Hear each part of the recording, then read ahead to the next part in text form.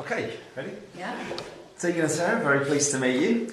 I was lucky enough to be at the show last night at the Bloomsbury Bowling Lanes. It was really enjoyed it. How did you find it? We really enjoyed it. It's like, when we come to London, generally we're doing more traditional performances.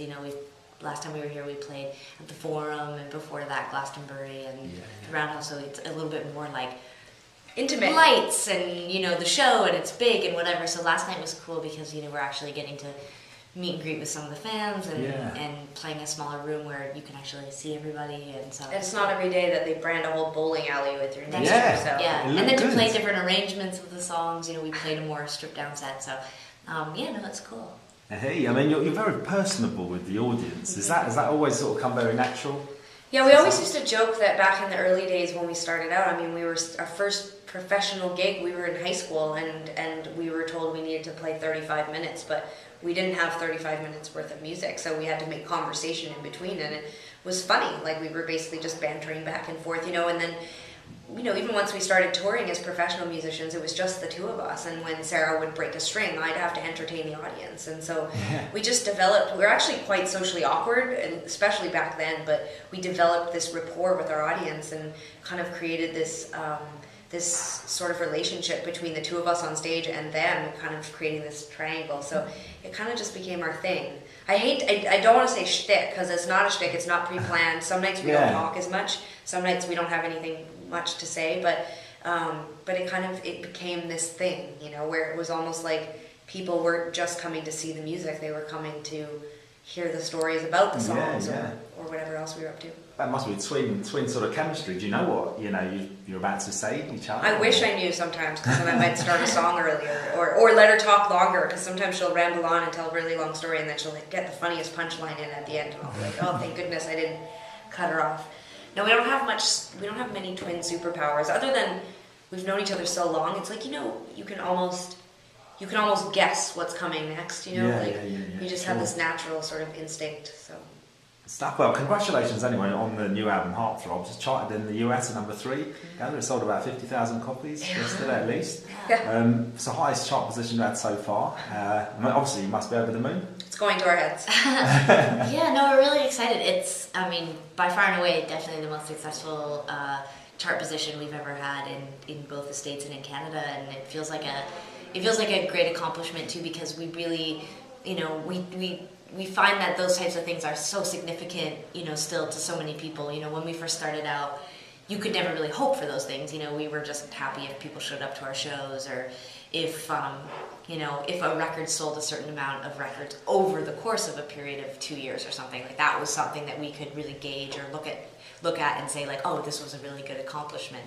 But to be at the phase in our career now where we can say, like, geez, we hope we have a top 5 Billboard debut, it's still sort of surreal to me that we're even talking like that, with our 7th record. Why do you think that, Heartthrobs is suddenly launched out? Was it expected at all? It is expected. If we were to say that, like, it's just totally unexpected, it would be sort of disingenuous. We made intentional choices, like to have a very long lead up. We initially talked about putting the record out last year, and we decided to have 5 months to lead up to the record. So we also weren't making the kinds of records in the past. We were much more. We knew we were making music that was more well suited to an indie path. We weren't counting on like radio or television and that sort of thing. We knew that we were, it was about a trajectory of like a longer cycle. And with this record, we actually thought to ourselves, if we want to make a record that's going to end up on radio, or it's going to end up helping us maybe cross over into the mainstream in places like the UK, we know that we need to be able to do things like have a long lead single, and we need to be able to get into the Billboard charts. And so it's it's funny, because I think creatively and artistically, I don't think that we've dumbed it down or anything like that, but it's definitely meant that we've had to adjust the way we work and the way that we think about our career, and it's a challenge. But after a decade plus in the industry, it's kind of cool to do something new. Yeah, normally everyone's careers sort of go downhill. I know, God, we're like, come on, we'll get up this hill. Like, we're still really thinking that we're on our way up still. So. Yeah, from 7th album, then your progression. How would you chart your progression from where you started to it was the kind of Heartthrobs? like this. Yeah. I mean, our first 2 records were indie release, you know, much more acoustic based. We weren't, people call them the folk years, but I don't think we were folk. I mean, we had a full band. I mean, there were keyboards and stuff, but it was definitely more organic sounding and acoustic based. And it was in, you know, the early 2000s that indie rock music got really popular. You know, you had Modest Mouse and Franz Ferdinand and the White Stripes, and there was a band from the west coast of Canada we loved called the New Pornographers, who are still around. And we just fell in love with their first record, Mass Romantic, and we reached out to their producers, and they said they would come on board. But they were like, well, we love your songs, and we love the new stuff, but we feel like the production on your past records, like we would want to lean more towards like what we've done with like the New Pornographers, for example. And Sarah and I were all over that. You know, our training was more in piano, so you know, we just started adding keyboards. And so the evolution over the next 10 years has led us to today, which was that, you know, with each next record, there was still a lot of guitar, although more electric guitar, but a hell of a lot more keyboards and melodies. And Sarah and I just started to use our vocals together more, a lot more interplay. You know, we were really influenced by a lot of 80s music, like early Madonna and Cyndi Lauper, but also Kate Bush. And I just love the way she uses her vocal as an instrument. And so that's something, like, especially on Heartthrob, that we really went for. Just how can we turn our vocals into instruments? How can we layer as many melodies as possible? And it was sort of like all that fear we had at the beginning of our career in 1999, where it was like, well, you just want to record an acoustic song, because how are you going to translate it live if you do anything else? Well, now it's like the world's our oyster. You know, we can kind of do whatever we want. So yeah. Well, what are you trying to get across then? One of the things we can do is find very, very noisy locations. Well, yeah. What was the album about? You know, the newest record. Yeah. You know, I think that we both had challenges for ourselves, both personally and then for each other. You know, for me, Tegan talks a lot about having this piece of feedback about not necessarily writing self-deprecating songs or breakup songs, like trying to she outlawed it. Yeah, just trying to branch out in terms of like the perspective, and I think that we are both fairly well-rounded people and have been, you know, both successful and happy in romantic relationships, and yet we tend to write about the breakups or the, you know, the dissolving of a relationship, and that seems to be a perspective that we're very interested in. And I always find it, even when I'm happy, I find it much more interesting to talk about when things have gone wrong. And I think that's the human condition. You know, we want to deconstruct so that we know for next time how to do it better. And I think that for Tegan, you know, to come and write songs like Closer and Drove Me Wild, that were songs that were a bit more romantic and sentimental and probably fall on the, you know, the earlier stages of love, sentimental and romantic and flirtatious. I think that was a new step lyrically for her, and I was trying to do something a little bit less shoegazer, a little bit, you know, I tend to write the songs where people will say, oh, I didn't get it at first, but after like 10 or 15 listens, I really got your song. And you know, so I was going for something that was much more, you know, like deliberate and poppy. You know, I had listened to a lot of like Alicia Keys and Robin and Beyonce, and I mean even like things like Justin Timberlake or Justin Bieber, or you know, like stuff where you don't have subtle melodies. Like these are like songs where you hear them and like the first time you hear the chorus, you're like, oh, I think this is the best song I've ever heard. You know. So when I was writing for this record, I was trying to think about, you know, things like that, other artists who I was really inspired by, and like trying to get into their brains, like how do they approach choruses or songs, you know. What are your favourite tracks, you know, as we speak now on the album? You know, we just learned the whole record live with the band, as we have a 6-piece band, and it's huge and it sounds really amazing, but certain songs were really difficult for me to wrap my mind around playing live, so those are my favorites right now because I feel like I've overcome my challenges. So the second track on the record, Goodbye Goodbye, I mean, I had to print sheet music just for the vocal harmonies. I mean, it just was so complicated, which I wish I could go back in a time machine and tell myself in the studio, like as we were doing those vocals, like you should probably get a recording of this and start now, like to learn these parts. But yeah, that track, it's getting such a great response. And you know, Sara in the past, you know, from time to time has songs where she really gives it, like vocally.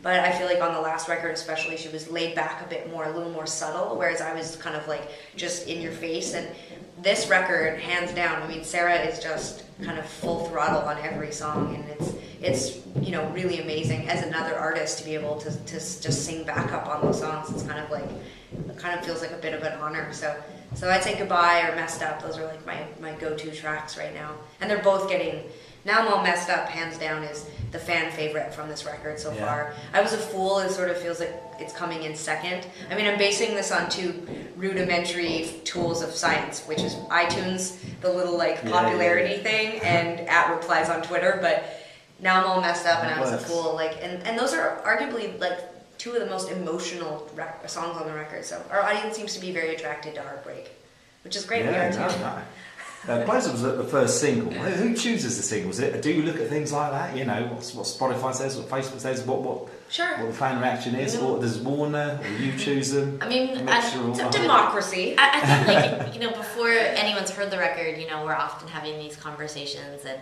you know, even on records where we knew we weren't necessarily going to get like major radio play, or there wasn't going to be like an opportunity to go to pop radio, for example, you still have a ton of conversation about what should be the first song that people hear. Like how you sort of introduce the new record can really inform everything. It can, you know, the videos and the aesthetic for the album and the real tone of the production and the show and the live show.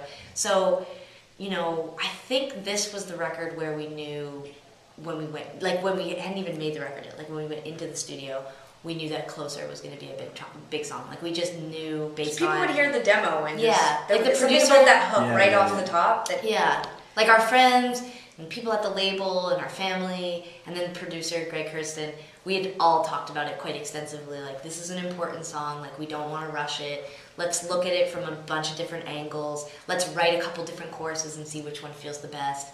And we spent a lot of time talking about it, so it wasn't a surprise when we decided to lead off the album with it. Which is fun. We're Virgos. We really like to know like very long lead. Yeah. Like if you could tell me what we're doing in like 2020, that'd be great. So it was actually like to go in with like a real, you know, premeditated, like this is probably going to be a focus song. We really should work on it. It gave us a lot to like sort of, you know, center the rest of the recording around. Sure. Rob Caballo, Warner chairman, he was on the album himself. Mm-hmm. Did Warner give you a lot of freedom? You know, artistically? Oh, yeah. Very hands-on, obviously. But. Yeah. Sarah and I signed to Warner in 2007. We actually signed to Sire Records. And over the last two records, you know, Sire has become, you know, like home. Like, it was really awesome. But the label has made a lot of changes in the last couple of years. And when the whole new board kind of came in, they got new owners, there was a new chairman, there's new presidents. Sarah and I went in because, you know, they were dropping a lot of artists, changing a lot of things. They were making sort of big decisions about a lot of artists' careers, and Sarah and I went in like and sort of pulled the like, you know, maybe we're indie, maybe this is not the right place for us. We're still selling less records on a major label than we did on an indie. Like, you know, maybe this isn't for us.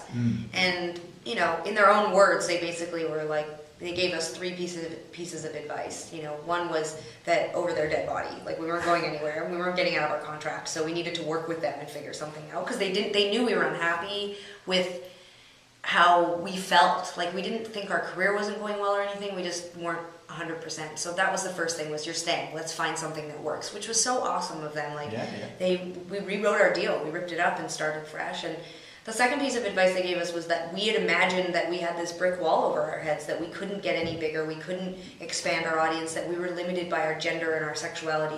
And they were like, we absolutely don't agree. We feel like you've put that limitation on yourself, and we have your back, and we will absolutely help you get to the next level. Let us help you, though.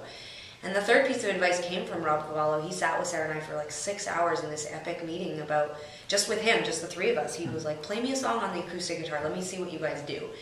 And we played him Call It Off. Sarah played the piano and I played the guitar, and then we talked for hours, and he was like, be brave, like do something fresh, do something completely different. Why are you held back? Like, you're so bright, you're so smart, you're so, like, you've got this whole career you've built, you're obviously incredibly ambitious. Stop being so Canadian. Stop being like, well, we're really content with what we have. You're not. Like, be ambitious, set your sights. And he's told us all these amazing stories about artists he'd worked with. Gotta set goals. So Sarah and I sat down and we wrote down all these things that we wanted and all these things we wanted to achieve. And then we went in and started writing Heartthrob. And so it's, you know, it's sort of like one of those things where I don't want to say that the label doesn't have a role in where we're at right now, because they really have. But the only role they had was almost a parental role, like of being like, go out there and show the world who you are. Like they were like almost like coaches. They were pepping us up all the time. So superb. And then he also said, I want to be on the album, obviously. Yeah, well, that was the part of why we'd gone in to originally speak with Rob, was to do a track with him for another project. And yeah, I just loved the way that the song turned out. We didn't end up using it for that project, so him and Greg sort of, you know, they got together, and Greg kind of helped push the song more in the direction of where we'd gone with the rest of the record. And we just saw Rob the other day, and he's like, thanks, he's thanking us, he's like, thanks so much for putting Love They Say on the record. And we were like, cool. He's awesome, you know. So. Superb. Hey, you're both in long-term openly gay relationships. Do you feel that your audience sort of looks to you for guidance on gay issues, and, you know, as role models, is there any sort of added pressure there? It's funny because when we first started out, we were so young, you know, and I don't think anyone was looking to us for advice about anything, nor should they have been looking to us for advice. I mean, we were 19, 20 years old, and I think we were still figuring things out, not necessarily about our sexual orientation, but about relationships and that sort of thing. So I think, you know, in the early days, it was more about our experiences felt very authentic for people, and for kids maybe who didn't have, probably like us, who didn't necessarily have a ton of gay role models or people that they were looking up to, we felt that there was a natural flocking to the project from women and queer women. And now I think, you know, like 13 years later, we've obviously broadened our audience, and you know, we talk about this all the time, that just because you're gay doesn't mean you like everything gay, like, you know, or you like the byproduct of people who are gay, you know, like when we started to make more like indie rock records, you know, we would go out sometimes on tour, and there would be this more like just like community of people who would come out to see us because we were gay, and I could tell that they didn't necessarily like the music we made, but they liked us. Yeah. So, you know, initially it's a conflict, because you want people to come and see your shows, and you're glad they're interested in you, you know, socially or culturally or whatever. But at some point, those people don't stick around. They don't care about the music, so there's no incentive for them to come to the shows or to continue to be a fan of the band. So now I think we've arrived at probably a more appropriate place, which is like, you know, we definitely know we're role models for kids. We have experience, so now we feel like we can better be in the position to say, like, here's our perspectives on things politically, here's our perspective on things just personally. And so that feels much more comfortable for me. But then in a broader sense, we just have a fan base. You know, it's not necessarily gay. It's just, you know, it's all kinds of people who come to us because they like our music, and maybe they like what we have to say as well. So yeah, absolutely. I mean, the White Stripes famously covered "Walking with a Ghost." Which other artists would you like to cover your songs? Oh man, it's always an honor.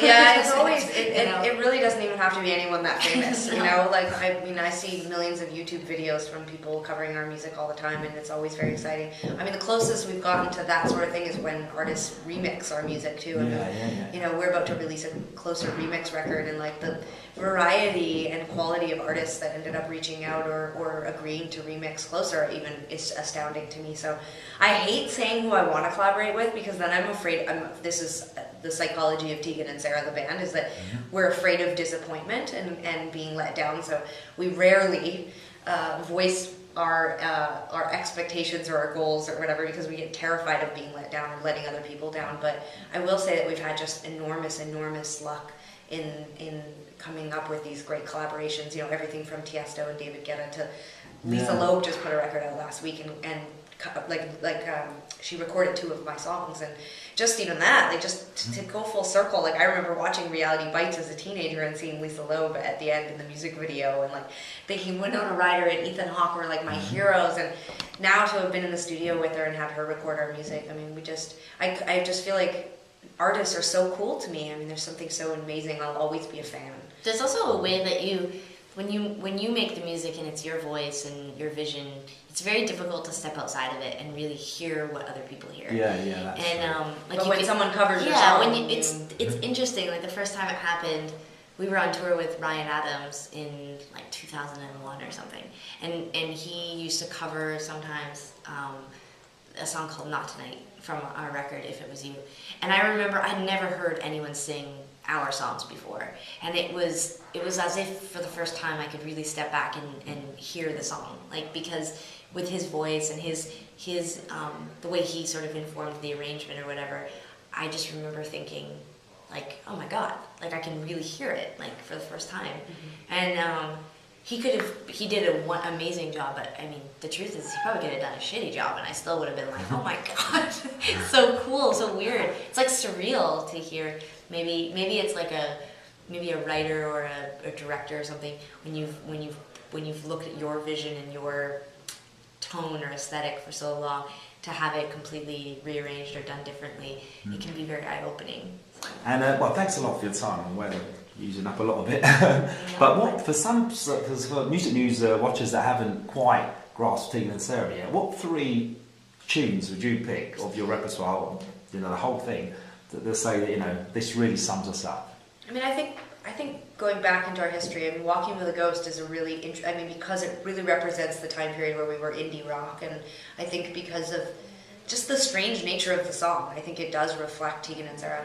And then I think it's a no-brainer that Back in Your Head, I think it's the bridge between that sort of folk indie rock start to the world, to the pop world, because it was Back in Your Head that was remixed by Tiesto. That's how we got into the dance world. And so I'd pick Back in Your Head, and then I think I'd pick Closer because it's the single, so that's the right thing to do. But it's also I think it's very revealing about our new sound. It's the most pop that we do, but it's if you can handle Closer, then you'll love the rest of the record. Thanks. So one thing actually that you said last night, Sarah, is that you'd given up drinking for 3 months. Is that true? And no. Why No, choice? no, not 3 months, but I felt like 3 months. No, I have been. We've had a very different lifestyle the last few months, the last 3 months, 4 months, just because we had sort of an interesting side effect, a leftover from a trip to India that we were all sort of dealing with. We were all on antibiotics. Yeah. So it's been interesting because usually around the course of a record, you're sort of self-medicating, I guess, a little bit. You're stressed out and you're socializing, you're doing all this stuff. I'm actually used to a lot of the beginning stages of an album cycle being a bit clouded by like drunkenness and hangovers and whatever, and this has been the most sobering time of my life where I've been in great stretches of. We're at our best right now. Yeah, well, just lots of sleep, just trying to keep ourselves healthy and feeling like high energy. So yeah, we've been all making jokes that we've all been sick more than we've ever been in the past, because we're probably so healthy that we're just like pretty much picking up anything that we come in contact with. And we just played this big album release show in Los Angeles, and we're all sitting backstage and like we're obsessed with what we eat, what we don't drink, basically, getting enough sleep. Are you getting sick? Did you have the sniffles? Like, what's happening? Like, we're just sitting backstage obsessing over our health, and we were kind of saying like how depressing it is that that's where we've arrived, that we're like probably at the height of our success, and we're all just sitting around worrying about if we've gotten enough sleep or if we're eating shitty. So great stuff. Well, I'm sure you're going to be fine, and I hope so. God, you're going to hit the golden patch in your career, and just be drunk all the time again. Yeah, and then you can drink after that. Yeah. Thanks a lot. It's been an absolute pleasure. Thank you very much. And we'll have to wait till June then, see you again. Yeah, we're going to announce dates in a couple weeks. I mean, there is talk of us coming back to do yet another promo thing, which might include some sort of live performance somewhere, but the actual tour is going to be June. Fantastic. Thank you very much. Thank you.